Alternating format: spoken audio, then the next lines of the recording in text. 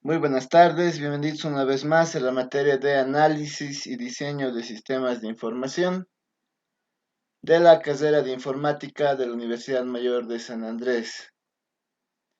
En esta oportunidad vamos a iniciar la siguiente unidad didáctica relacionada al Unified Modeling Language, que es el eh, lenguaje unificado de UML,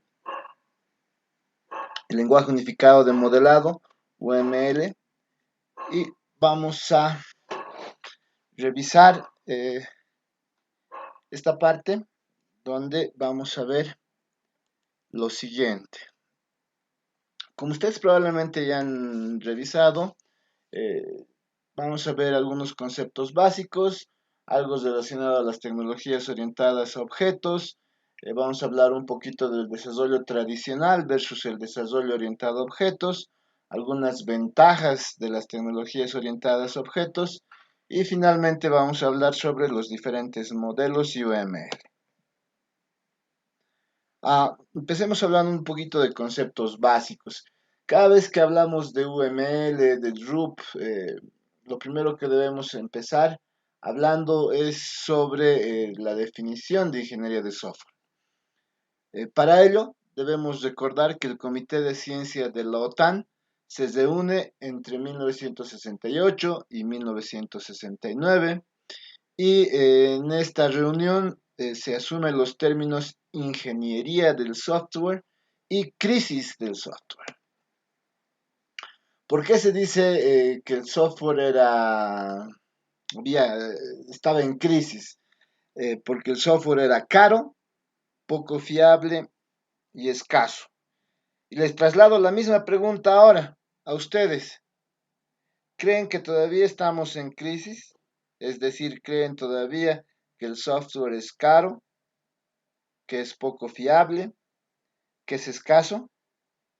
¿Qué opinan?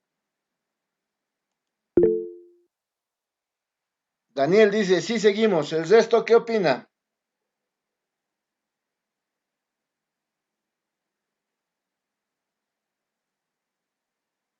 ¿Qué opina el resto?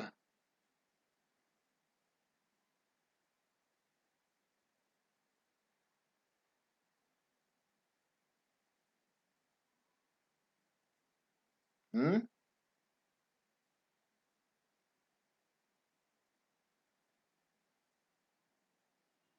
¿Seguimos en crisis o no?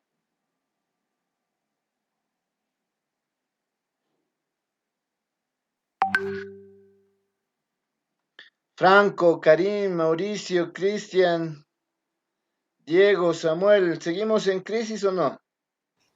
Buen día, licenciado. Sí, aún seguimos. Buenas tardes. Buenas tardes, sí, disculpe. Acabas de despertar. Está muy bien. Seguimos en crisis, ¿no? Seguramente esto lo han revisado en, en ingeniería del software. Eh, el software es caro todavía. ¿Por qué?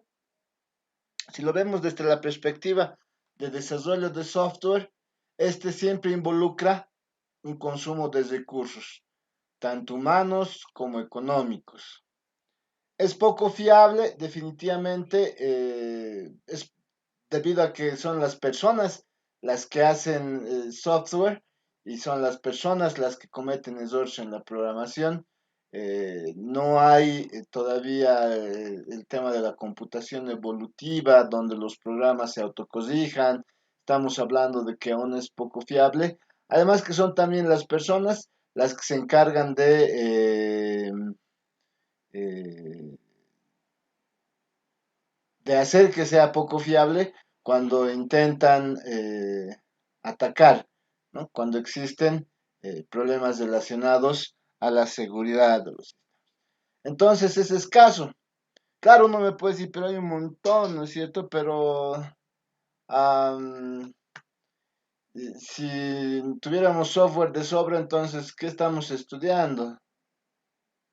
Ya tendríamos software para todo, ¿no? Entonces el software todavía es escaso, pero no porque haya pocos, sino porque principalmente estamos diciendo eh, que las necesidades o los requerimientos del usuario varíen constantemente y eso hace que se necesite cada vez mayor software. Les pongo un ejemplo, les pongo dos. Uno, eh, el software que nos permitía comunicarnos por un teléfono. Probablemente esa primera idea sea analógica, que estaba en la circuitería y que nos permitía marcar a través del dial un número. Pero este principalmente estaba cableado, es decir, nos comunicábamos a través de telefonía cableada, ¿no? El principio analógico de la telefonía cableada. Entonces, ese es el primer acercamiento. Después de eso, los requerimientos del usuario cambian. Aún queremos comunicarnos por teléfono, pero decimos, ¿por qué yo quiero comunicarme desde cualquier parte, ¿no? Y la primera idea es hacer cables de 20 metros para que uno se dé vueltas por la casa agarrado del cable. Pero aparecen los primeros teléfonos celulares, ¿no? El objetivo principal de estos teléfonos era comunicarnos.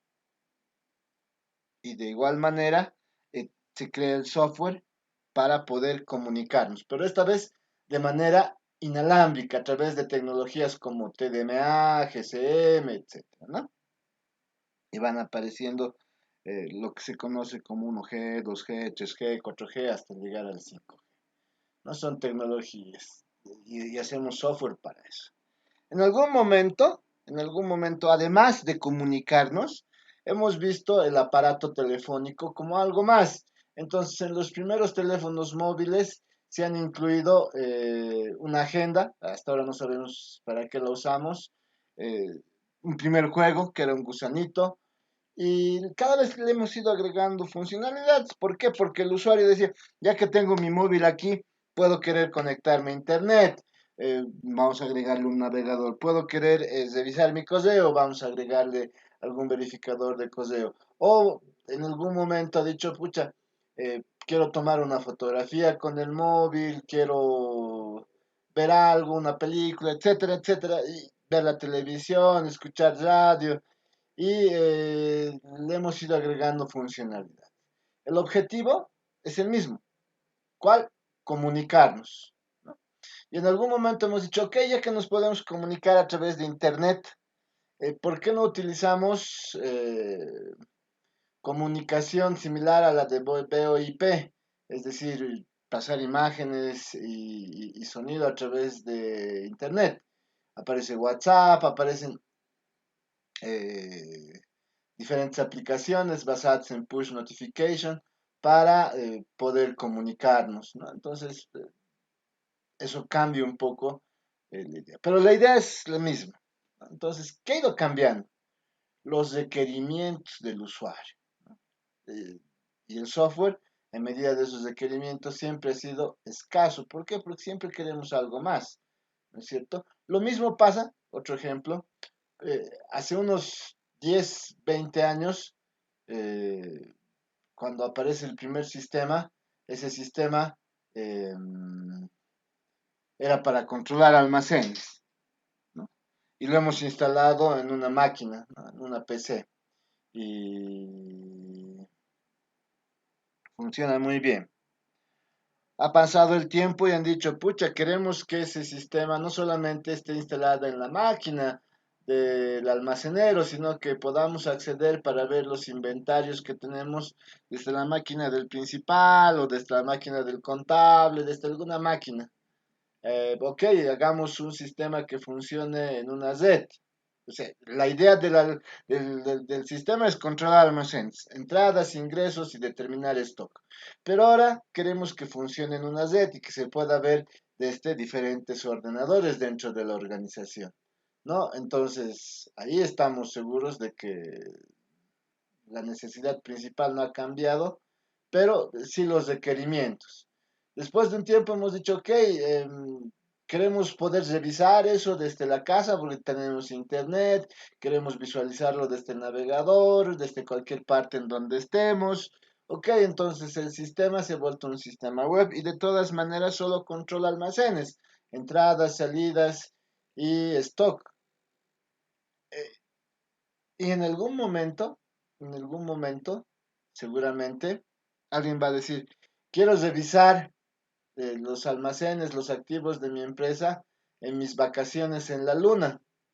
Entonces, necesitaremos un software que sea capaz de hacer eso desde la luna. Entonces, el problema en sí no cambia, sino cambian las necesidades del usuario, ¿no? En este caso, como les decía, el usuario lo que quiere es acceder desde algún otro lugar, pero al final el sistema lo único que hace es controlar entradas, salidas, stock. Lo mismo que el teléfono, ¿no? Probablemente lo que queremos es comunicarnos, ¿no? Pero se le han agregado muchas funcionalidades al dispositivo. Entonces, por eso decimos que es escaso. Y eso hace que sea poco fiable. ¿Cuántos de ustedes, por ejemplo, en un curso de desarrollo de software, ha visto lo que es desarrollo seguro? Para intentar darle un poco de fiabilidad al software. Probablemente uno, con mucha suerte, pero el desarrollo seguro es algo que se tiene que hacer. Y eso es caro. ¿Por qué? Porque tienes que capacitar al personal, capacitar recursos, o sea, ese es el detalle, ¿no? ¿Ok? Um, por eso decimos que estamos todavía en crisis, el software es caro, poco fiable y escaso. Y esto es algo que seguramente también lo han debido ver mucho en ingeniería de software. La complejidad del problema ha crecido considerablemente. El problema es el mismo, ¿no? Queremos comunicarnos inalámbricamente, queremos comunicarnos, pero ahí le hemos agregado un montón de cosas. Ya no era suficiente con comunicarnos solamente con voz, sino también queremos comunicarnos con imagen, con video. Ah, queremos un sistema de control de almacenes que determine altas, bajas, ingresos, salidas, así como también el stock de un determinado producto, ¿no? Entonces, eso también ha ido al final, eh, pero queremos revisarlo desde cualquier lugar, desde cualquier dispositivo, ¿no? La complejidad del problema ha crecido. Eso ha hecho que si ustedes observan en la primera imagen de la izquierda, esa sea la solicitud del usuario, como que un columpio con tres tablas. Lo que ha entendido el líder del proyecto es el columpio, pero que no tiene funcionalidad. Si ustedes ven, ese columpio nunca se va a columpiar. ¿Por qué? Porque tiene el árbol ahí trancándolo. Entonces el analista lo que hace es solucionar ese problema, le pone dos soportes a las ramas, como ustedes ven, y como que funciona. Pero solamente se va a mover y si alguien se quiere sentar ahí, no está del todo bien. El enfoque del programador, ese columpio no columpio ni sostiene a nadie. La recomendación del consultor externo, el columpio tiene que ser un sillón. La documentación del proyecto, en la segunda fila, como ven, ya no existe. La implantación en producción, apenas hemos hecho una pitita. El presupuesto del proyecto no es para hacer un columpio, es para hacer una montaña rusa. El soporte operativo es nulo. Y finalmente lo que el usuario realmente quería, con lo que iba a estar satisfecho.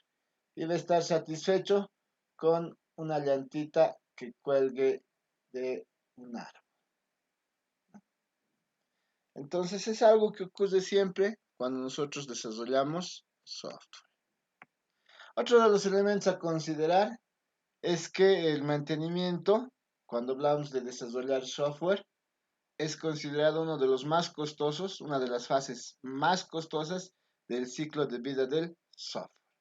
Si ustedes van a invertir o van a poner en ejecución un proyecto de desarrollo de software con 10.000 bolivianos, con 100.000 bolivianos, sepan que el 67%, 6.767.000 bolivianos, van a ir al mantenimiento. Y el resto, como ustedes ven, los requisitos, el 3%, el diseño, el 8%, la implementación al 7%, las pruebas el 15%.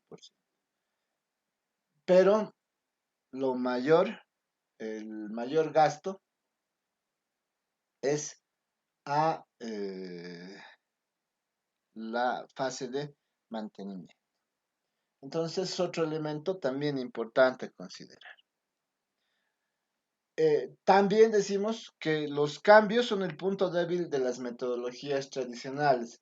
Eso también seguramente ustedes lo han leído, lo han visto cuando hemos hecho el WebQuest y lo han discutido en ingeniería de software. Uno de los problemas es justamente ajustarse a los cambios del usuario.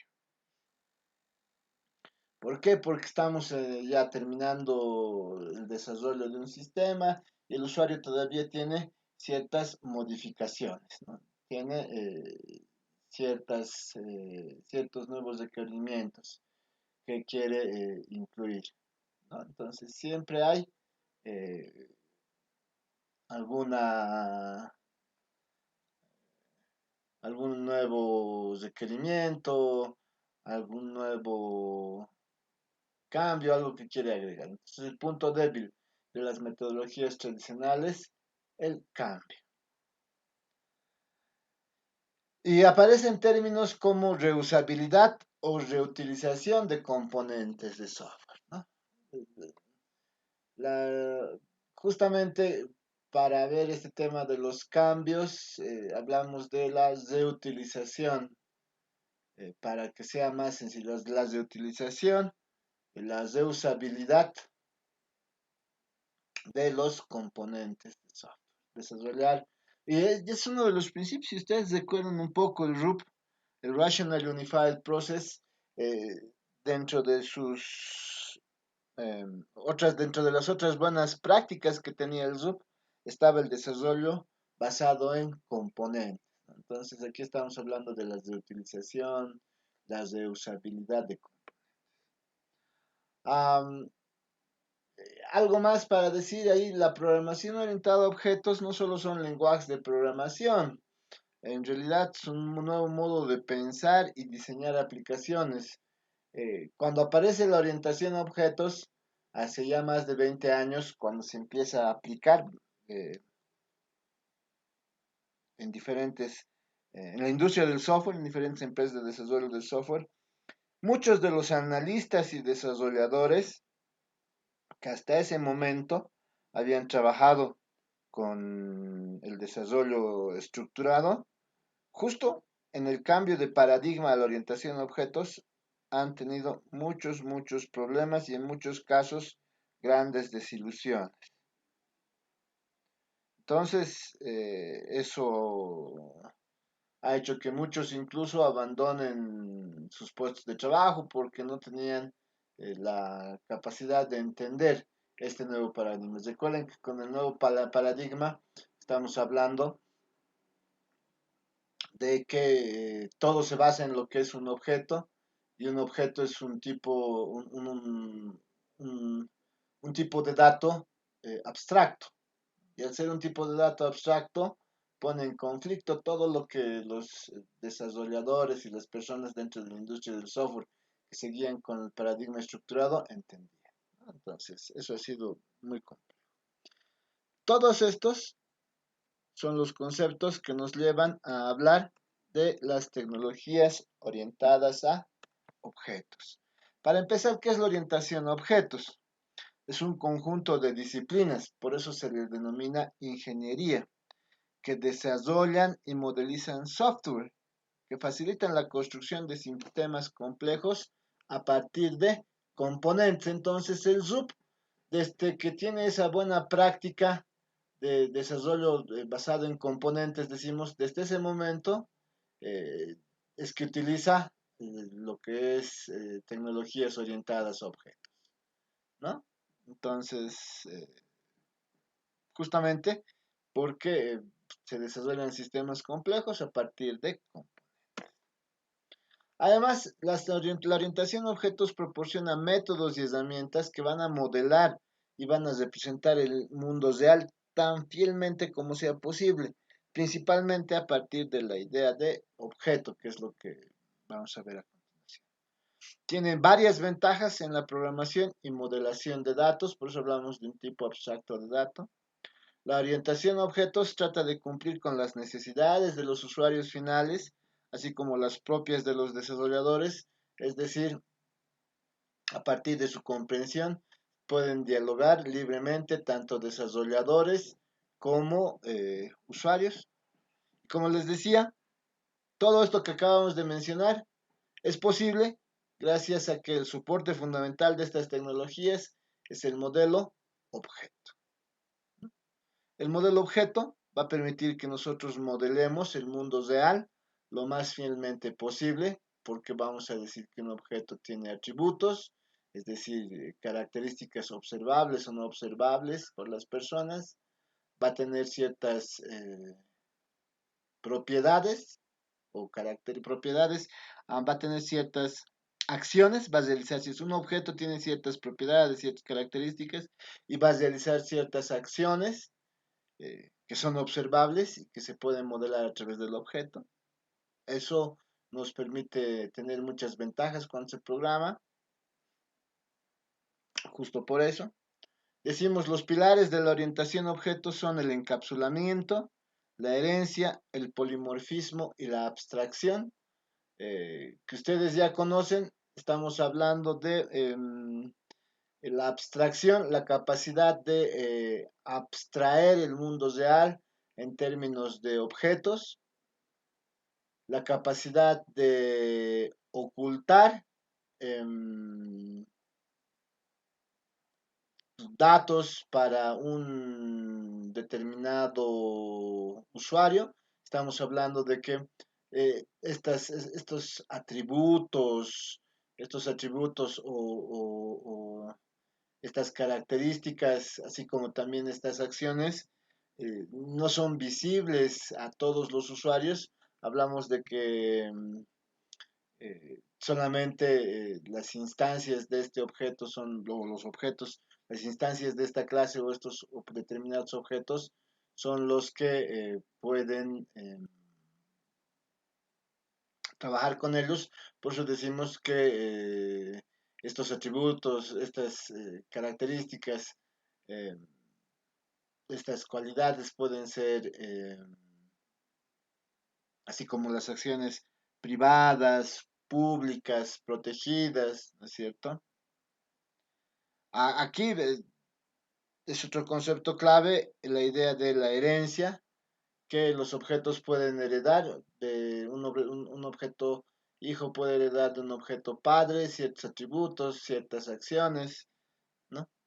El polimorfismo, la capacidad que dos objetos tengan el mismo nombre, pero hagan cosas diferentes. Y tenemos otras propiedades que son muy útiles en la orientación a objetos, como la modularidad, porque trabajamos a partir de acciones. Estas acciones en la programación orientada a objetos que ustedes han visto en 21 se llaman métodos. ¿Sí? Entonces estos métodos al final son funciones o procedimientos y estas funciones o procedimientos son módulos. La concurrencia, la persistencia. La concurrencia está relacionado a la capacidad que se tiene de manejar, por ejemplo, hilos de ejecución. Podemos tener hilos de ejecución paralelos como en Java. Estos hilos se denominan como threads, ¿no? La persistencia, cuando creamos un objeto tenemos que destruirlo, tenemos que liberar memoria, ¿no? Entonces, eso es algo que usualmente hacemos. La genericidad, podemos utilizar plantillas, ¿no? Para diferentes cosas. El manejo de excepciones, podemos manejar excepciones, errores que se pueden dar, ¿no es cierto? Entonces, cuando hablamos de la orientación a objetos, decimos, además de estos pilares y estos otros elementos, podemos hablar del análisis orientado a objetos, del diseño orientado a objetos y de la programación orientada a objetos. El análisis orientado a objetos enfatiza el modelado del mundo real a través de objetos, lo que mencionábamos, lo que queremos es modelar el mundo real a través de objetos. Analiza los requerimientos desde la perspectiva de las clases y objetos. Todo lo que hace está en función de clases y objetos. El diseño orientado a objetos es un proceso de descomposición orientado a objetos de cómo se va a implementar estas clases, estos objetos en una máquina. Tiene una notación para describir los modelos tanto lógicos como físicos. Vamos a ver que UML tiene diferentes modelos para representar esto. Eh, por eso tiene modelos estáticos y dinámicos del sistema. Los modelos estáticos tienen que ver con la estructura del sistema y los modelos dinámicos tienen que ver con la funcionalidad del sistema. Y finalmente hablamos de la programación orientada a objetos, que es un paradigma de programación que va a utilizar objetos y no subprogramas. Un objeto es una instancia de una clase, es algo que lo habíamos mencionado hace unos minutos. Además, nos va a permitir la orientación, la programación orientada a objetos, disminuir costos de software. ¿De acuerdo? Nos va a permitir disminuir costos de software. Hablemos ahora un poco del desarrollo tradicional versus el orientado a objeto. En el desarrollo tradicional de software, para un determinado sistema, eh, teníamos que subdividirlo en módulos, con ciertos criterios específicos de descomposición. Ahí estábamos hablando de paradigmas como la programación modular, eh, estábamos hablando de paso de parámetros por valor, paso de parámetros por referencia, estábamos hablando de cohesión, de acoplamiento entre estos módulos, ¿no es cierto? Usualmente, en el desarrollo tradicional se utilizaba la metodología estructurada, que se basa en un diseño descendente, un diseño top-down, como sus algoritmos, hechos en diagramas de flujo, y la programación estructurada. Era lo que usábamos. Este diseño descendente se venía dado por la ecuación de Wirth, que decía datos más algoritmos igual a programas. ¿No? Y siempre la idea de romper un programa en tareas más pequeñas y manejables. El famoso divide y vencerás. ¿No? En cambio, decimos, estas metodologías estructuradas eran muy poco prácticas en proyectos de gran envergadura. Los lenguajes orientados a objetos se fundamentan en los tipos de datos y operaciones sobre estos. Los datos en la orientación a objetos están protegidos de modificaciones involuntarias, ahí estamos hablando de encapsulamiento. Y los datos, básicamente, por eso son un tipo de dato, un objeto es un tipo de dato abstracto, es un conjunto de características. En la programación orientada a objetos, los mensajes en vez de los datos se mueven por el sistema. Por eso justo cuando hablábamos de que en la programación o en la metodología estructurada nosotros utilizábamos una programación modular, ahí decíamos paso de parámetros por valor, paso de parámetros por referencia. Ahí estábamos hablando de los datos, ¿no? Los datos que nosotros pasábamos en una variable, eh, ya sea por valor, el valor de la variable, o por referencia la dirección en memoria de esa variable. En cambio, en la programación orientada a objetos, lo que enviamos son mensajes. Estos mensajes pueden ser, vamos a ver más adelante, métodos. Vamos a seguir manejando por unos minutos más el tema de métodos. Como ustedes han visto en la programación orientada a objetos, pueden ser un constructor, un destructor, que probablemente también hayan visto en la programación orientada a objetos. y pueden ser otro tipo de mensajes, ¿no? ¿Cuáles son algunas ventajas? ¿Cuáles son algunas ventajas de las tecnologías orientadas a objetos? La principal, bueno, no la principal, una de las ventajas que vamos a mencionar acá es que las clases se construyen a partir de otras clases. Estamos hablando de reutilización, ¿no? Reutilización. Los sistemas son más fiables. ¿Por qué? Porque se parecen más a la realidad, porque utilizamos componentes y estos componentes probablemente ya han sido probados anteriormente. Y si estos componentes han sido probados, eso quiere decir que son más fiables, que tienen menos, existe una menor probabilidad de que estos tengan errores o que puedan sufrir algún ataque, porque ya se han probado. Por eso los sistemas son más fiables. El proceso de desarrollo es más rápido, obviamente porque estamos utilizando componentes y simplemente estamos empaquetando los componentes de acuerdo a nuestras necesidades. El desarrollo se hace más flexible, justamente porque vamos a utilizar componentes y vamos a ir acomodándolos de acuerdo a nuestras necesidades. Uh, los modelos reflejan mejor la realidad. Cuando utilizamos la orientación a objetos decimos que estos modelos reflejan mejor, mucho mejor la realidad. Existe una mejor independencia e interoperatividad de la tecnología. Es decir, ustedes saben, dentro de la historia de la programación, eh, cuando se utilizaba una programación eh, como utilizando un lenguaje como Assembler, este dependía mucho de la tecnología, del hardware sobre el que se corría. En cambio, con esto nosotros estamos garantizando que existe mejor independencia y además interactúa o interopera mejor con la tecnología, independiente de la tecnología.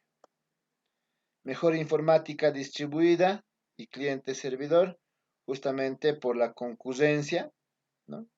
La concurrencia nos da la particularidad de trabajar con threads de manera distribuida, de manera paralela. Mejores relaciones con el cliente. ¿Por qué mejores relaciones con el cliente?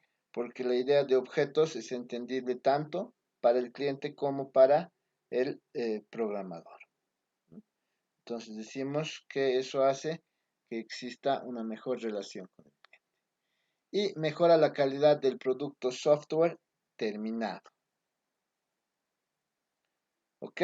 Entonces esas son algunas ventajas de la orientación a objetos.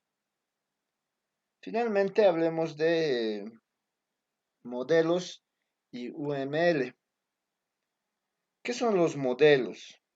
La idea de modelo es una simplificación de la realidad.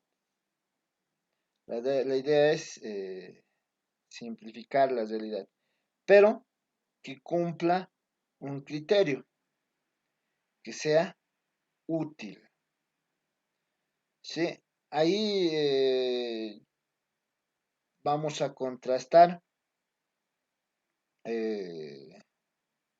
la idea de si un modelo tiene que ser lo más cercano posible a la realidad y lo vamos a contrastar con la utilidad de la siguiente manera.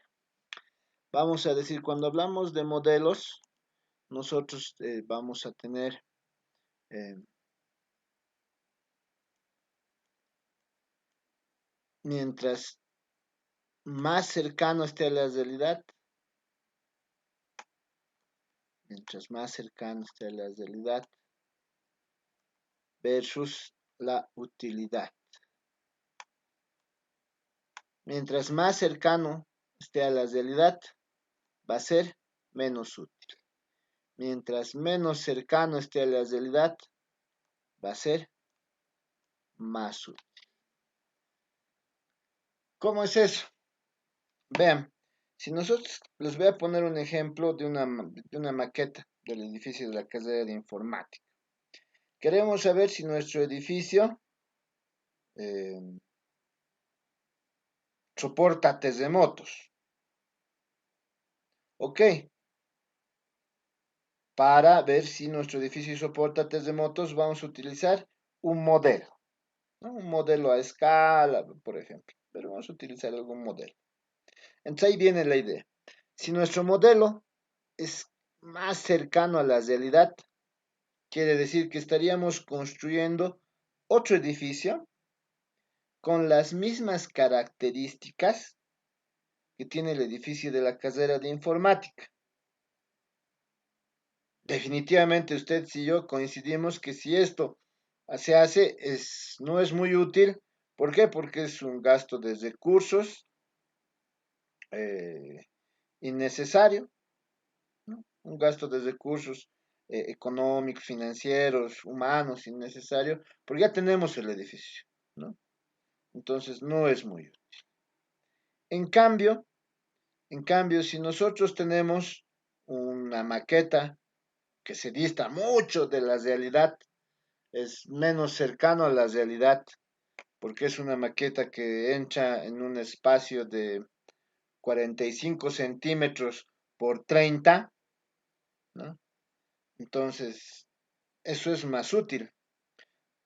Nosotros podemos aplicar algún tipo de fuerza equiparable a un movimiento sísmico y determinar por la escala si el edificio va a soportar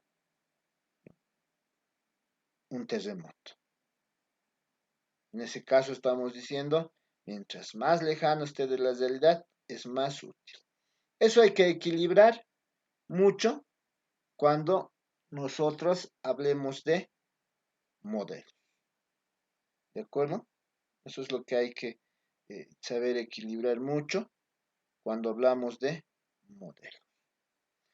Ah, cuando hablamos de modelos, también hay que tener en cuenta eh, que son los planos del sistema. Los modelos, cuando hablamos de sistemas de software, decimos son los planos del sistema. Es decir, nosotros vamos a poder utilizar estos planos para eh, poder desarrollar el software. También vamos a decir que estos modelos pueden ser de tipo estructural, cuando lo que nos interesa es la organización del sistema, o pueden ser de tipo del comportamiento, cuando lo que nos interesa es la dinámica del sistema. Eso también hay que tener claro cuando hablamos de modelos y su relación con la ingeniería del software. Entonces, recuerden, cuando hablamos de que un modelo es la simplificación de la realidad, tenemos que pensar que va a existir una relación entre la realidad como tal y la utilidad. Mientras más cercano esté a la realidad, menos útil será. Mientras menos cercano esté a la realidad, va a ser mucho más útil. Eso hay que tenerlo muy, muy, muy en cuenta. Ok, además vamos a hablar del modelado. El modelado es una técnica de la ingeniería que ha sido probada y bien aceptada. Y se usa para que una empresa de software tenga éxito. La idea es utilizar el modelado eh, para representar modelos, cuanto más cercanos a la realidad mejor, eh, y que sean más útiles para poder tener éxito cuando desarrollamos sistemas de software. ¿Por qué modelamos? Construimos modelos para comprender mejor el sistema que estamos desarrollando.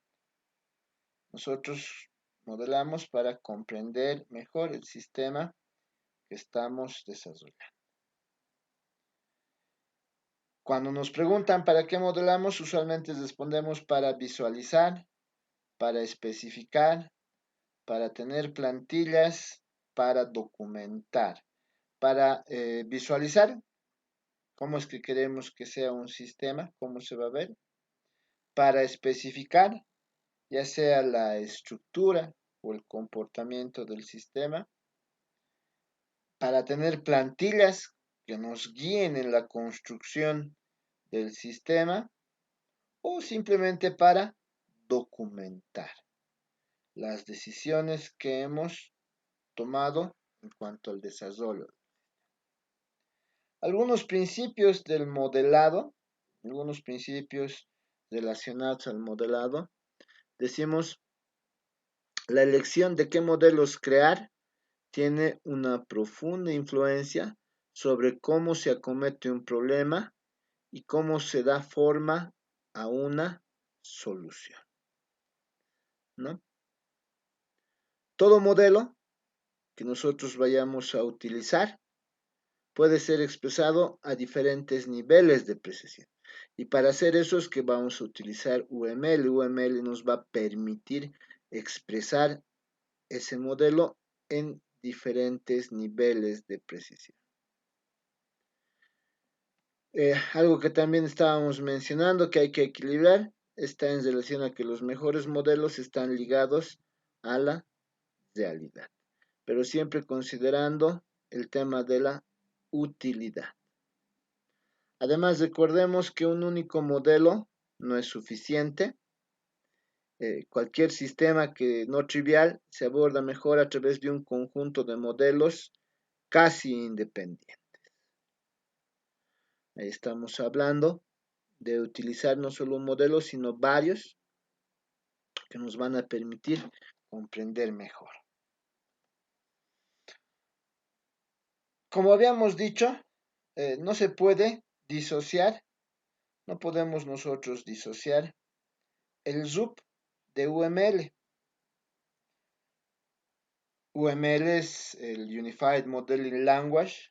UML es el estándar del Object Management Group, del grupo de administración de gestión de objetos y que es ampliamente usado en la industria del software como un estándar. ¿Y por qué no lo podemos disociar del ZUP? Porque los creadores del ZUP son los mismos creadores de UML. Cada vez que hablamos del ZUP es inevitable hablar de UML. Cada vez que hablamos de UML es inevitable hablar del RUP.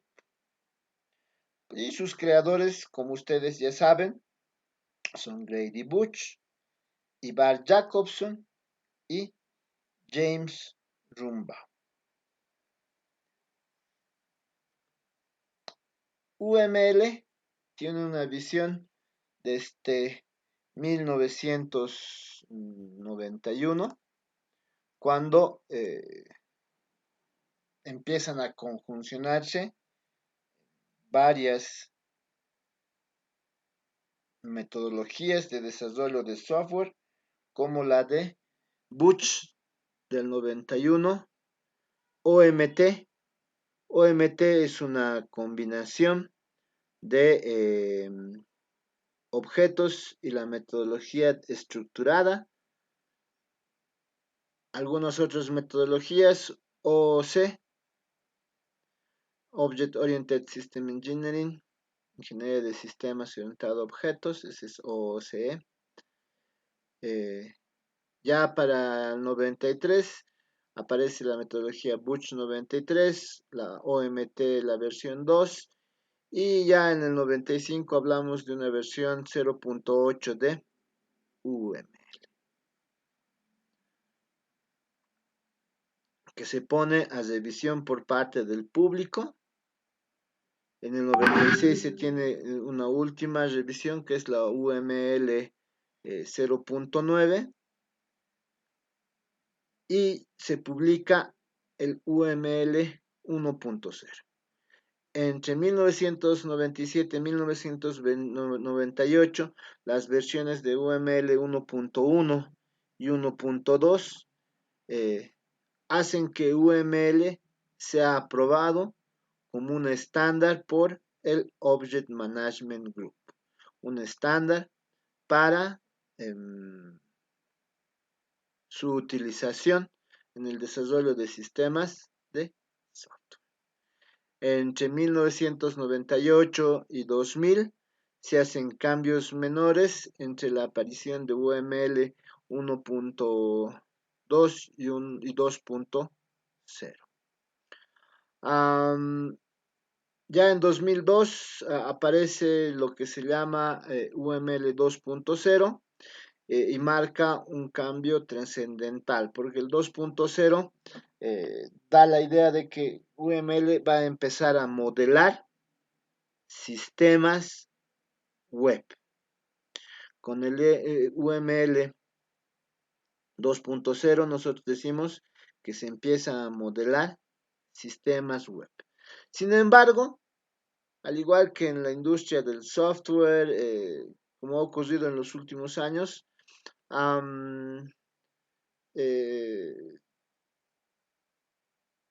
hoy en día no se utiliza UML 2.0 para modelar sistemas web.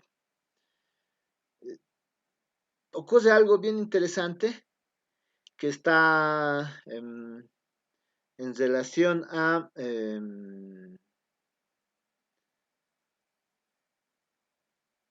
los estándares de facto.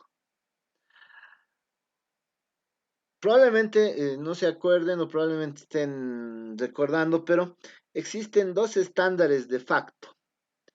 Los estándares de facto, por ejemplo, cuando estamos hablando de redes, son TCP/IP. El estándar publicado por la ISO es el modelo OSI. Tiene 7 capas. Pero el estándar de facto que utilizan todos es el TCP/IP, ¿no? Que tiene 5 capas. Ese es un estándar de facto. Si todos lo usan. Lo mismo ocurre. UML 2.0 es un estándar del Object Management Group que debería ayudarnos a modelar sistemas web, sistemas de software web, pero el estándar de facto es UE, el trabajo doctoral de Nora Koch. UE significa UML for Web Engineering, UML para ingeniería web. Entonces, esto viene a ser el que se utiliza para modelar sistemas web. Este es el estándar de facto, no el oficial. El oficial es el UML 2.0. Desde 2002 a la fecha, como se encuentra en OMG, se han ido haciendo cambios menores justamente para tratar de modelar los sistemas de software web de la mejor manera posible. UML se basa en una serie de bloques de construcción que se denominan elementos, relaciones y diagramas. Los elementos de UML pueden ser estructurales. Los elementos de UML pueden ser estructurales, del comportamiento, de interacción y de máquinas de estado. Los elementos estructurales nos van a hablar de la organización, cómo está organizado el sistema. Los elementos del comportamiento nos van a permitir entender la dinámica del sistema. Los de interacción, cómo los diferentes elementos de UML interactúan, y las máquinas de estados que están asociados a un conjunto de clases, un conjunto de casos de uso y permiten ver cómo funciona eso. Las relaciones que soporta UML son de dependencia, cuando por ejemplo una clase depende de otra. Relaciones de asociación, que son relaciones entre iguales. Relaciones de generalización o herencia, cuando se tiene, por ejemplo, como ustedes han visto en 121, una clase padre y varias clases hijas, una clase base, clases derivadas. Y por último, la relación de realización, ¿no? Que es una combinación entre dependencia y herencia. Finalmente, el último bloque de construcción son los diagramas, y son los 9 diagramas que vamos a revisar a lo largo del curso. Diagrama de clases 1, diagrama de objetos 2, diagrama de casos de uso 3, diagramas de secuencia 4, diagramas de colaboración 5, diagramas de estado 6, diagramas de actividades 7, diagramas de componentes 8, diagramas de despliegue 9. Son los 9 diagramas que vamos a revisar. Que básicamente son estos, ¿no? Siempre haciendo una semejanza a lo que es el RUP, siempre siendo lo que es una semejanza al RUP. Cuando hablábamos del RUP, hablábamos del modelo 4 más 1, donde el 1 era para definir la arquitectura que estaba en el centro los casos de uso, ¿no? El RUP dice centrado en los casos, dirigido por los casos de uso, centrado en la arquitectura. Por eso nosotros tenemos aquí al centro un diagrama de casos de uso.